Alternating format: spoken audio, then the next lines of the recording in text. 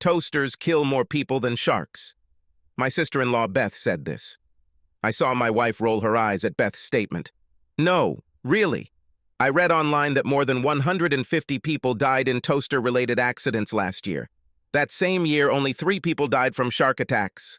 There's nothing more dangerous in the Army than a newly minted second lieutenant with a map and compass. In civilian life, people with high-speed internet connections and free time pose the greatest threat to society today. Sometimes a little knowledge is a dangerous thing. Beth, my brother's wife, lives next door. Now she is in our kitchen, trying to get my small school-aged children to eat breakfast with her children before school. As most parents know, the morning school routine is like herding cats. Kindergarten kids are wearing those stupid old t-shirts that say, "Too ugly to die." My wife received a bunch of these t-shirts from an Eastern European anesthesiologist she worked with at the hospital. So, both my wife and I love our daughter-in-law Beth. She is a good wife to my younger brother William. They are made for each other. As different as my brother William and I are, our wives are just as different. At school, I could barely walk around the edge. I mainly liked the sports side of school. I played football, wrestled, and even boxed a little. Because I was short, I wasn't very good. But my strong physique, as well as the stubborn streak inherited from my Southern Greek parents, served me well. Meanwhile, my younger brother William was doing well at school. William was a member of the National Honor Society, the chess club, and received numerous scholarships. The very next day after leaving school, I joined the Merchant Navy, served for several years, and saved some money. Now I have a small contracting business, mainly in the construction and improvement of houses. William is a professor. He received his PhD in the work of the poet Basil Buntings. William teaches at the local university and seems to be respected by his colleagues. I met my wife in the emergency room when I responded to a construction accident.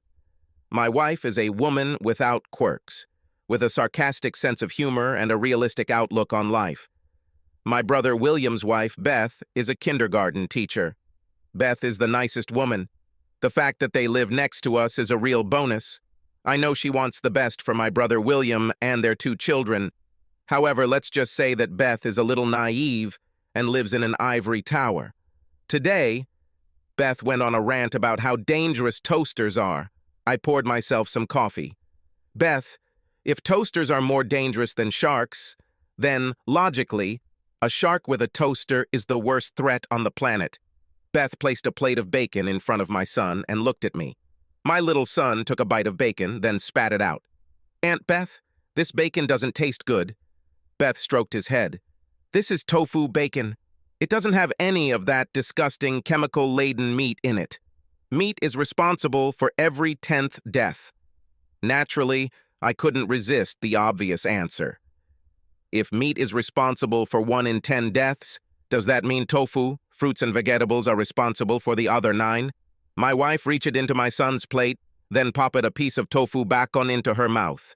She made a face before swallowing. "Beth, it's easier to change a person's religion than his diet." Beth just sighed and then clapped her hands. "Okay, kids, it's time to go to school. Everything is in a Prius." I grabbed my youngest son and his cousin in a bear hug. "Sit and enjoy your visit, Beth. I'll take the children to school." Beth waved her hand. "No, it's okay, Ron. I don't want you wasting gas on your big truck. Children will fit in a Prius."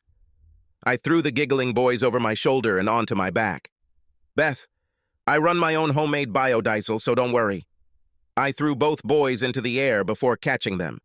"How about we let the boys decide?" I lowered the children to the ground and knelt in front of them. "What do you say, men? Want to ride in an Aunt Beth hybrid that spews kittens and butterflies from the exhaust?" Then I lowered my voice a few octaves to a growling baritone. "Or want to take a ride in a manly, testosterone-dripping, smoke-belching, tire-squealing, menacing, powerful Ford F-250 extended cab pickup with a Power Stroke engine and enough torque to pull a house down the street?" "Truck, truck, truck," the children chanted, jumping up and down. "I want a Testron, too." My youngest son picked up. I hugged all the giggling children. "Sorry, Beth, the masses have spoken." Both my wife and Beth smiled as I ushered the kids out the door, lugging backpacks with various cartoon themes behind me. Leaving the children at school, I went home. Today was a paperwork day with bills, orders, payroll, etc. to deal with, so I'll be working from my home office above the garage. I was heading to the kitchen from the garage when I heard my wife's voice. "Oh, Beth, I could never do that to Ron." I know that eavesdropping on private conversations is impolite, but damn, this is my home. Silently, I moved closer to the door in order to catch what Beth had to say. This wouldn't have been published in Cosmo if it weren't true. His tricks will help you spice up your time in the bedroom. I heard my wife answer, "Beth, I don't need any tricks in the bedroom." "Yes, of course. But don't you want to excite Ron?" The wife replied. "Ron is a guy. To excite a guy, all you have to do is take off your socks." Beth didn't let her finish. "Okay. But how do you make Ron scream with passion?" My wife snorted before speaking. "I definitely don't want my boyfriend to scream during passion or at any other time. The only time my man should scream in the bedroom is if a stray bullet flies through the window and hits him in the ass while we're having sex." Beth continued. "Well, at least you should know what words to say to Ron so that he actually gets great sex." At that moment, I walked through the door. Both Beth and my wife looked up. Taking a look at them, I raised my hand in a closed fist. "Beth, let me tell you about what guys require for great sex." I raised one finger. "Number 1, want a woman." I raised a second finger. "Number 2, a woman must want." I added a third finger. "Number 3, don't talk. Shh." My wife just grinned, but Beth said, "Ron, not all men are like that. Take your brother William, for example. Beth, do you want me to take a cue from the guy who let his wife put diesel in their gas-powered hybrid? Prius?" Beth looked confused for a moment, remembering how I had to tow them home. Then there's the hassle of draining the fuel tank and restoring the Prius's functionality. "Ron, it wasn't our fault. The diesel fuel dispenser was painted green. We both thought this meant the fuel was environmentally friendly." I shook my head. "Beth, how the hell did you even get that big diesel gun into the filler neck of a Prius?" Now it was Beth's turn to smirk. "Ron, women are experts at making big things fit into small holes. We women simply know our bodies better. For example, women can climax simply from exercise." I shrugged. "Big deal. Men can experience climax just by watching women play sports." "Stop it, Ron," Beth said, "but I'm glad you're here. I can't decide what to get William for his birthday. A cooking set he had his eye on, or a sweater we saw in the university store." "No, Beth, forget about this stuff," I said. "Let me tell you what William really wants." Beth leaned forward. "What?" "Tell me, Ron, please." "It's a well-known secret, Beth. The best gift you can give William—" I paused for dramatic effect. "This is to satisfy him by caressing his manhood." Beth blushed and I continued. "It's always in fashion. It's just our size. We can never have enough. Never get tired of it. It always fits. We can always take another one. It's exactly what we wanted. It's never too late for another one. It's perfect for any occasion and goes with everything. All in all, the perfect gift." My wife stifled a yawn. "Okay, you two, go your separate ways." She cleared the dishes from the table into the sink. "I came from the night shift at the ambulance." She pointed at me. "You, Ron, go do your paperwork. And you, Miss Cosmo, sex counselor," she pointed at Beth, "go bake some erotic cookies for your hubby, William." It was one of those wonderful Friday nights that all married men dream of. My wife worked the night shift at a hospital. The kids were away at some scout camp, so I had the whole house to myself. Plus my favorite sports team was playing on TV. Could life be any better? Leroy, my neighbor, sat in an easy chair while we enjoyed the game. We had fun, alternately praising and cursing the judge's decisions. You see, Leroy is a strange guy. He is gay, and the first openly gay person I know well. However, Leroy does not fit the stereotype of a homosexual at all. Leroy works as a fireman and is the blackest black man I have ever seen. The damn guy is also the biggest one I've ever met. With a height of 2 meters 8 centimeters, he weighs more than 113 kilograms, and this is not fat. Leroy and I bonded over our shared love of Ford Power-Stroke diesel trucks and devotion to a local sports team. "You know, Leroy," I said, handing him another can of beer, "perhaps you gays are right about something." There was a pause as we both protested an obvious foul by the opposing team. I opened my beer before continuing. "I even envy your lifestyle, Leroy. The refrigerator is stocked with beer, the toilet seat can be left up, and the TV is always tuned to ESPN.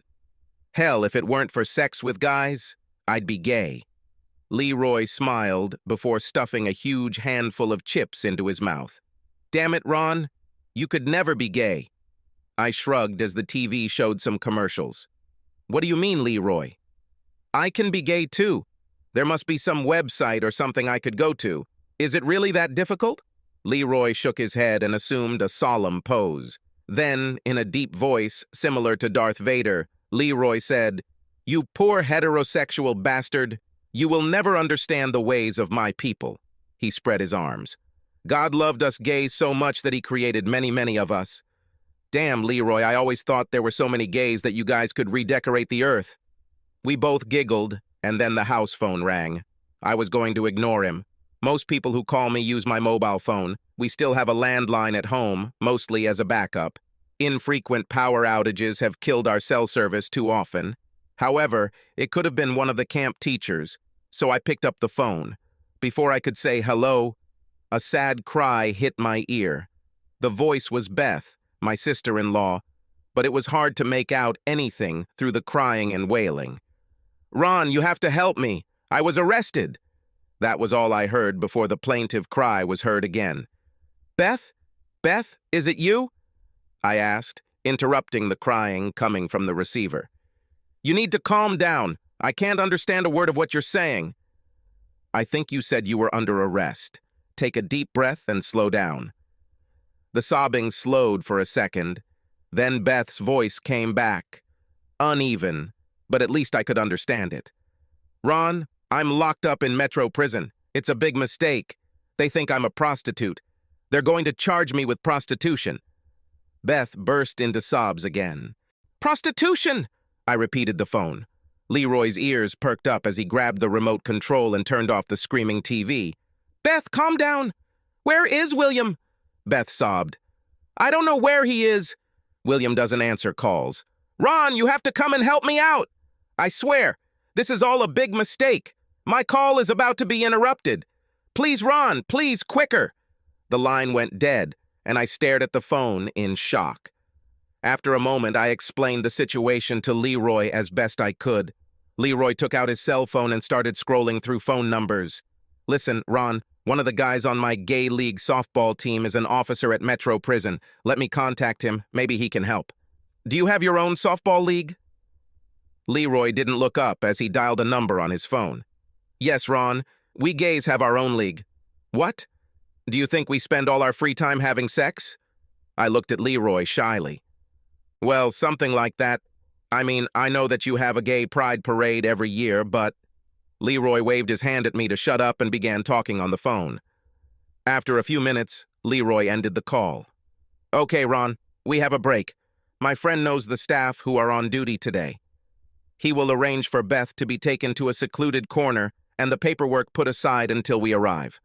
Let's go. I'll drive." We both stood up as Leroy took the car keys out of his pocket. "Is Beth selling her ass?" He shook his head. "This must be some kind of screw-up. She and your brother are good people. This lady has a heart of gold. Remember when I first moved in, Beth brought me something to welcome me to the area?" Despite the situation, I laughed at the memory. "As I recall, Leroy, Beth brought you fried chicken, watermelon, and a large bottle of grape soda." Leroy smiled at me as we headed towards the door. "Yes, Ron, but Beth didn't do it out of meanness. She may be ignorant, but there is not an evil bone in this girl." I turned off the lights in the house. "I know, Leroy. Beth never knew any black people growing up. When you moved, she went online to find out what to bring you." Leroy nodded as we got into his car. That's what I mean, Ron. They don't make people like Beth anymore. Let's go save my favorite white lady and settle everything. Even with Leroy's connections, it took us several hours to get Beth out of jail. Now we were driving home, Beth sitting in the back seat and calming down a little. Leroy and I tried to keep a calm face as Beth told her story for the fourth time. It was just role play, Beth said, trying to touch up the mascara that, after all her crying, made her look like a raccoon. Cosmo says that all couples should feel free to allow their partners to participate in each other's fantasies. Leroy kept his eyes on the dark road and shook his head. You hetero whites have too much free time. I glanced at Beth through the rear-view mirror, a passing headlight illuminating her enough to show her embarrassment. Beth was wrapped in Leroy's old t-shirt from the trunk of his car. The t-shirt was so big that Beth swam in it. Given her small stature, Beth could use a t-shirt as a blanket. The t-shirt was necessary because when Beth was arrested, she was only wearing a hip-length coat. Damn, Cosmo is turning all you women into sluts, I muttered. Beth spoke as she dialed a number on her cell phone. Damn it, Ron! It is not my fault. This cop got it all wrong. Of course, Beth, you show up at a famous pickup bar wearing nothing but a trench coat. Then you invite an undercover cop to come out to your car in the parking lot and join you in the back seat. Well, what could go wrong? Here, Leroy interjected, Don't forget that she charged him $20. Beth's voice took on a whiny tone. I'm telling you that everything was wrong. William and I were supposed to meet in that bar. I accidentally locked my keys and purse in the car. I tried to convince the bartender to let me use the phone. Then this guy, whom I didn't know was a police officer, asked what I needed. He misunderstood when I said I needed to grab something from the back seat. I meant where my purse and cell phone were in the car, not what he was thinking. I glanced at Leroy and saw that we were both losing the battle to contain our giggles. Beth, what about the $20 you were going to take from him? Beth started to get upset. Stop it, you two. I didn't demand $20 from this man for sex. He asked, how much? I thought that he wanted money to open the door of my car. So I said, $20.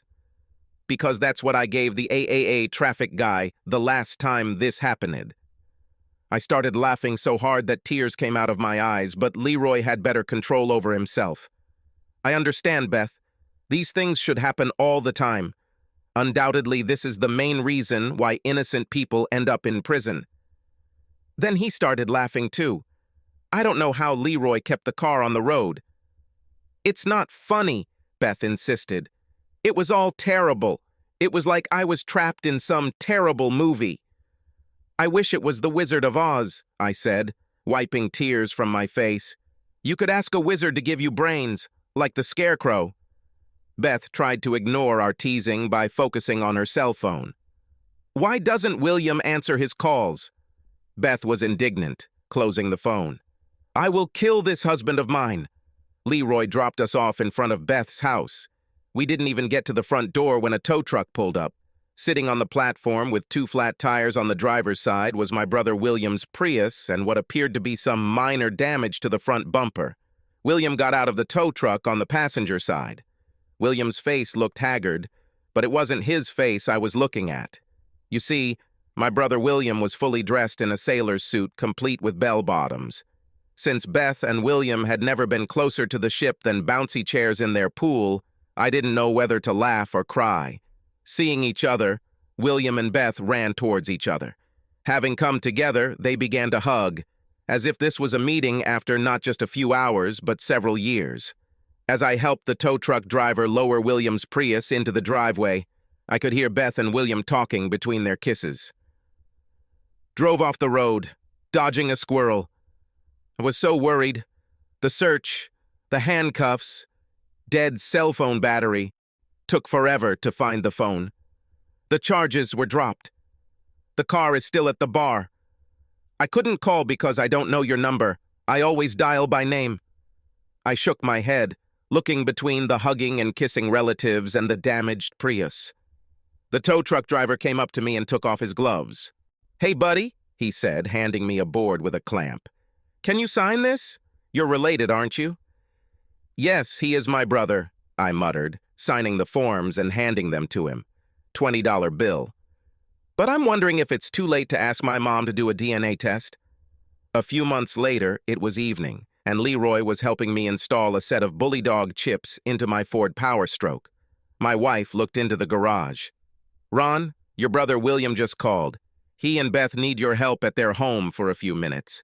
As the family's jack of all trades, I'm used to these types of calls about clogged drains, leaky faucets, and the like. This is a bit of a compromise since William and Beth always took our kids on trips that involved more than monster truck rallies. At first I thought that the children would be bored if they were dragged to things like the university exhibition on the Middle Ages. But Beth knows the kids, and they always come back raving about the armor and the cool collection of swords and battle axes. It was a clever way to get them to learn. Leroy decided to accompany me as I walked to William's house. Beth met us at the door in a short night robe.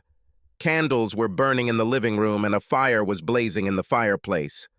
Leroy, ever the fireman, raised his eyebrows at the open flame. Beth blushed a deeper-smelling robe. "It's our date night. We just finished decorating and bought all new furniture for the living room. Cosmo says we should—" I waved Beth away. Yes, I know. Cosmo said that you should bring ponies, handcuffs, and trapeze into your personal life. How are you? Where is William?" "William is upstairs. We heard strange sounds coming from the attic. I called you because I don't want William to face whoever is up there alone." Leroy turned to the door. "Ron, you go with William. I'll look outside to see if there's any sign of forced entry or break-in." I found William crouching under the attic hatch. In one hand, he had a flashlight with 4 large LR-14 batteries. In the other, a golf club. There was a knocking noise coming from the attic periodically. Leroy returned and joined us.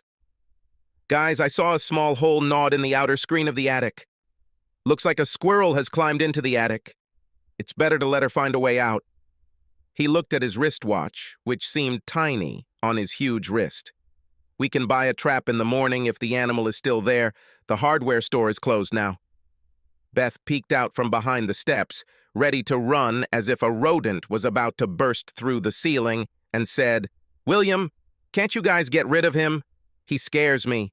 William turned to us and then said in a low voice, "Can we do something?" He nodded his chin towards Beth. "She won't relax if that thing is prowling around."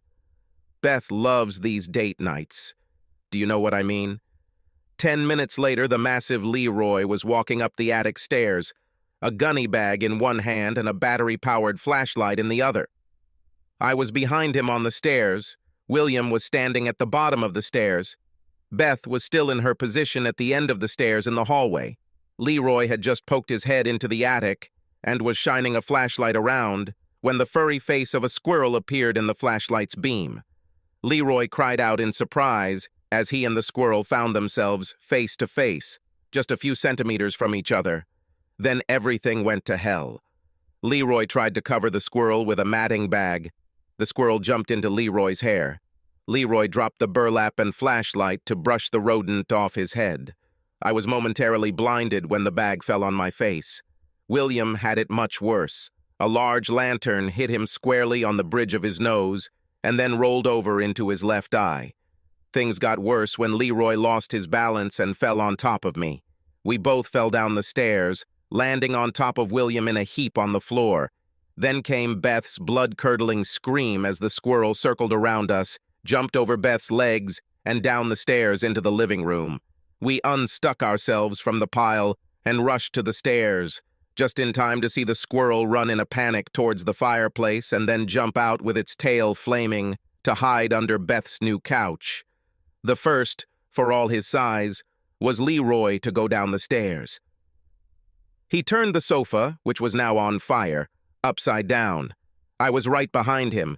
We grabbed the thrown pillows and began to chase the wild flaming squirrel around the living room, frantically knocking down small lights in its tracks.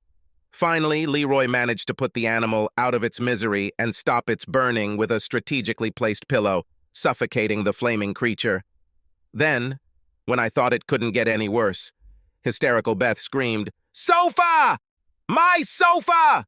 Leroy and I turned to face the flames jumping from the overturned couch. "William!" I shouted to my stunned brother. "Open this damn window!" I pointed to the large panoramic window in the living room. Leroy and I grabbed the edge of the sofa, which was not yet on fire. William, blood streaming from his nose, froze in place, one eye already beginning to swell. The flames from the sofa set my hair on fire. "William, now! We have to get this couch out of here!" I shouted to my brother. William snapped out of his stupor, grabbed a large brass lamp, and threw it at the large window, which created a large hole, and the glass shattered. "Once, two, three, quit!" Leroy shouted as we threw the flaming furniture out the window. It flew through a broken window, landed momentarily to crush Beth's rose bushes, and then exploded into a flaming mass of splinters on the front lawn. Suddenly, everything was silent. Only the burning sofa crackled on the lawn. Leroy took out his mobile phone and started calling some numbers. I looked back to make sure there were no more sparks. Beth looked around the room, huge burn marks on the new carpet, pillows blackened by pieces of fried squirrel and soot on the walls. The front window had remnants of broken glass around the edges of the frame. Beth covered her eyes with both hands and began to sob uncontrollably. William put his hand on my shoulder, leading me to the door. I saw his bloody nose and swollen eye in the glow of the flickering fire from the sofa. William smiled at me with a half-smile that showed irritation and said, "Ron, I really want to thank you, but I can't. I just can't."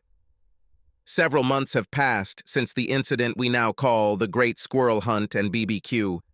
Using my connections in the construction industry, I was able to find Beth and Williams a replacement large glass window within a few days. The insurance company naturally played its games, delaying the consideration of the claim, and, in general, simply played for time before paying for the replacement of furniture. This evening, my wife and I were at home having our own date night. For my wife, who just graduated 12 o'clock shift in the ER, which meant she lay down on the living room couch, watched a movie on the DVD player, put her feet on my lap while I kneaded her soles.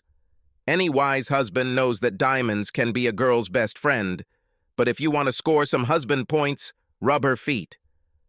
Judging by the pleased sounds my wife made as I massaged her feet, I was sure that I would be making the same pleased sounds in our bedroom later that evening.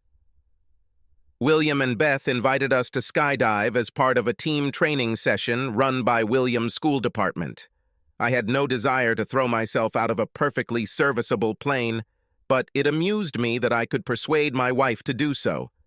"Come on, honey," I said without stopping, caressing her legs. "Just once. Even an idiot tries something once," the wife answered without opening her eyes. "Yes, Ron, idiots try everything once. That's why they are idiots. Now, if we were—" Suddenly, the front door burst open and a hysterical Beth burst into our living room. She held the hands of my crying nephews. I was shocked by her appearance. She was balancing in her shoes on 10 centimeters stiletto heels. She was wearing a long platinum blonde wig, reaching to her shoulders, and she was wearing only a tiny red thong with glitter. 2 sticks with tassels barely covered her breasts, and Beth's entire body was covered in gold sparkles. Beth looked like she had just stepped off a stripper pole. "Ron, the house is burning," Beth screamed. "You must come to help. William is locked in the bedroom." I stood up so quickly that the movement knocked my wife off the couch. She fell to the floor, landing on her back. Reaching out to Beth, I pulled both crying children from her grasp. Then he turned to his wife, but she had already rushed to the phone and dialed 911. I threw the still crying kids onto the couch and then turned to face Beth. "Jesus Christ. Okay, Beth. I'll get William out of there. Do you know where the fire started? Where has it spread?" Beth was almost hysterical. "Ron, what does this mean? We must save William." I was already heading towards the door, hopping on one leg, trying to put on my shoes. "Beth, please calm down. I need to know where the fire started so I can figure out how to get into the house. Are the doorways and stairs clear? Beth followed me as I ran out of the house, seeming to force herself to calm down. Ron, it all started in the bedroom. I did the striptease I learned at Cosmo and knocked over some candles. The curtains caught fire. I tried to put them out, but William shouted at me to grab the boys and get out. I got to my truck and opened the cab to get the fire extinguisher I kept there. Beth, are the stairs clear? How did you get the kids out? Beth walked behind me in her fuck me right here in hard stilettos, still trying to control herself. I don't remember, Ron. There was smoke all around us as we ran down the stairs. Damn, I muttered, opening the garage door to take the 10-foot ladder. I turned and almost collided with Beth, who was right behind me. Beth, stay here. Ron, I can't stand around and do nothing. Beth pointed to her window on the second floor. My husband is there. I saw that it was about to flare up again. I pushed Beth towards the street and said, We don't have time for this crap. Get your lucky ass to the curb, Nemiddle Wellnabout. I used a fire extinguisher to break the window in my brother William's bedroom. It was small, good for kitchen fires and the like, but it was better than nothing. With only a few cuts, I flew into a room filled with smoke. I kept my head down, holding the fire extinguisher in my hand, trying to find William and the source of the smoke. William, I shouted, immediately regretting it as my lungs filled with smoke and I started coughing. Then I heard William's voice. Ron, Ron, Ron, get out of here. William's voice came from their 4-poster bed in the corner. I crawled over to her and stuck my head out from behind the mattress.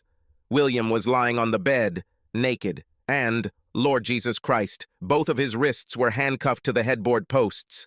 William coughed, turning his head towards me. Ron, get out of here. I tried to hide my shock. Yes, of course, William, and let my mother kick my ass again, like when I was a child, for leaving you. Never. Where are the keys to the handcuffs, Houdini? On the edge of the chest of drawers, William said, coughing and pointing with his chin and foot. Stumbling through the smoke, I headed towards the chest of drawers, but tripped over something and fell, crashing into the chest of drawers. I watched it in horror as the key fell from the dresser to the floor, bounced once, and then slid into the hole in the heating grate. Son of a bitch! I shouted as the key made its way to the stove in the basement. Smoke filled my lungs, reminding me not to take deep breaths. Crawling back onto Williams's bed, I began to tug at the handcuffs attached to one of the bedposts. Ron, where is the key? William coughed at me. The smoke became so thick that I could no longer see his face clearly. There's a problem with that, William. Are there any more keys?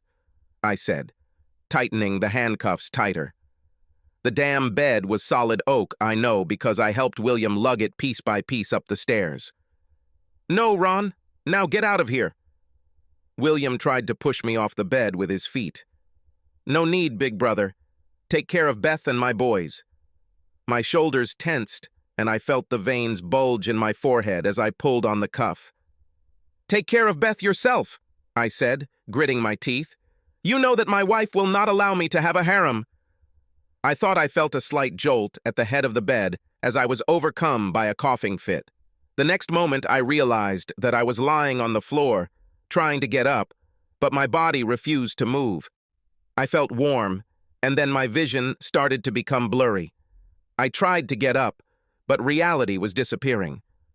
So this is how it will end, I thought. I know that my wife will take care of our children. I hope she will be happy. My body began to rise. I saw a bright light approaching me. Damn it. I knew what it meant.